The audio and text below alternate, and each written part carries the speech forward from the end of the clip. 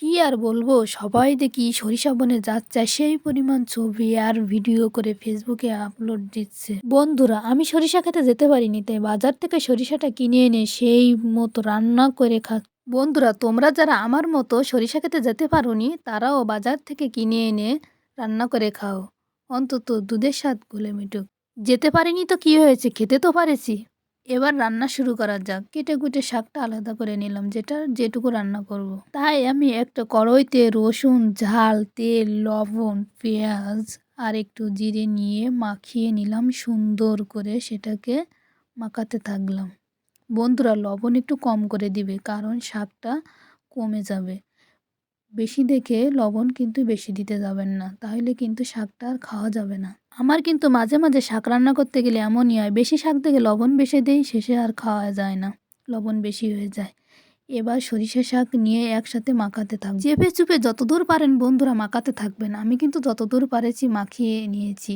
আমি কিন্তু মাখিয়ে বেশি নরম করতে পারলাম না। বন্ধুরা, তোমরা যতদূর পারো হাত দিয়ে মাখিয়ে মাখিয়ে সেটাকে একেবারে অল্প করে ফেলবে, দেখবে অনেক সুন্দর লাগবে। যত মাখাবে তত ভালো লাগবে, মাখিয়ে নরম করতে পারবে স্বাদটা কিন্তু ততই লাগবে।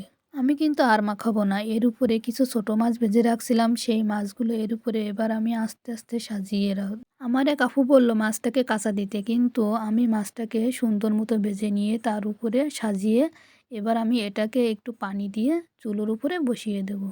দেখো বন্ধুরা, ঢাকনাটা তোলার উপরে আমার কিন্তু একটু কুয়াশা সৃষ্টি হয়েছে, ভাবটা উপরে উঠতেছে। দেখুন বন্ধুরা, কত সুন্দর দেখা যাচ্ছে। শাকটা কিন্তু অনেক কমে গিয়েছে, মনে হচ্ছে যেন শাকটা এখনই খেয়ে ফেলি, এমন সুন্দর সেন্ট আসতেছে। দেখুন বন্ধুরা, লাইট জ্বালিয়ে দিয়েছি আমার বন্ধুদের যাতে দেখতে সমস্যা না হয়। যখন পানিটা একেবারে কমে যাবে তখন কিন্তু নামিয়ে নেব। দেখুন বন্ধুরা, এক কড়াই শাক একেবারে কড়াইয়ের তলে চলে গিয়েছে, খুঁজেই পাওয়া যাচ্ছে না যে শাক কোথায় গিয়েছে। দেখুন বন্ধুরা, কত সুন্দর হয়েছে, কালারটা কিন্তু সেই সুন্দর হয়েছে। গরম ভাত বাড়ুন আর খাইতে থাকুন। বন্ধু, আমি কিন্তু সরিষা শাক খেয়ে ফেললাম, তোমরা খেয়েছো তো? কমেন্ট করে অবশ্যই জানাও। এদিকে আবার কয়টা মাছ ভেজে রাখছিলাম, টমেটো দিয়ে খাবো রান্না করে, এর জন্য ধনেপাতা, টমেটো আর মাছ খেতে কিন্তু সেই সুন্দর লাগে। আমি মাঝে মাঝে কিন্তু খাই। বন্ধুরা, তোমরাও খেয়ে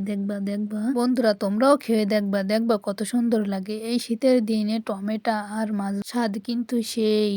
বন্ধুরা, ভালো লাগলেও কমেন্ট করে জানাবেন, খারাপ লাগলেও কমেন্ট করে জানাবেন। আর যদি খাইতে মন চায় আমার বাসায় চলে আসবেন, আমি রান্না করে খাওয়াবো। আমার মতো টমেটো পছন্দ করে কোন কোন বন্ধুরা কমেন্ট করে জানাবে। আজকে এই পর্যন্তই, আর রান্না করব না। আল্লাহ হাফেজ।